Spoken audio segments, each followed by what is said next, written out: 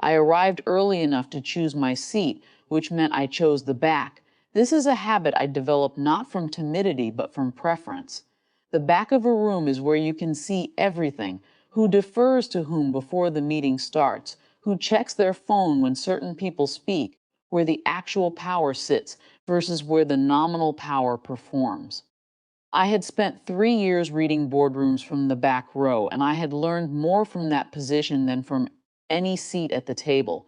Marcus had told me the previous afternoon that he would walk them through it together. I had taken that to mean we would present jointly. I understood, arriving and finding only one chair set at the presenter's end of the table, that I had interpreted the word together with more generosity than he had intended. I put my laptop bag down. I sat in the back. I opened my computer. My slides came up on the screen behind him. I want to be precise about what I felt in that moment because it would be easy to describe it as rage, and that would not be accurate. It was something quieter and more corrosive.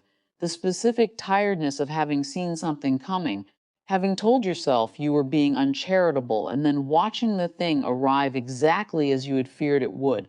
My color scheme, my data architecture, the model I had built from scratch across 11 weeks of early mornings and one particularly defeating weekend when the source dataset turned out to have a classification error in the third quartile that would have made every downstream projection wrong.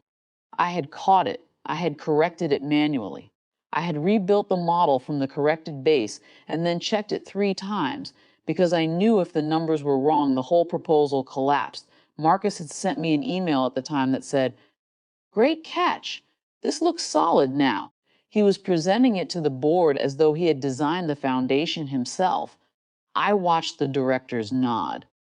I watched Marcus move through the deck with the fluency of a man who had read something enough times to perform familiarity, which is a different thing from understanding it, though it can look identical from a distance. I took notes on my laptop. I kept my face the way I keep my face in rooms like this: open, professional, giving nothing away. Director Paulson stopped him on slide 11. I knew slide 11. Slide 11 contained the third projection model, the one built on the corrected dataset, the one that had required the manual rebuild, the one where every methodological decision had a reason that existed only inside my own working process. Paulson asked about the correction methodology, specifically about why the base dataset had been reweighted rather than replaced, and what that decision implied for the confidence interval on the final numbers.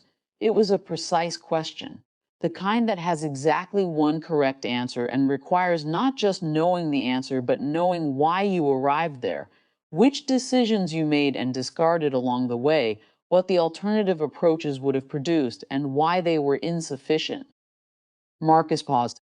The pause extended past the natural rhythm of a presenter gathering his thoughts.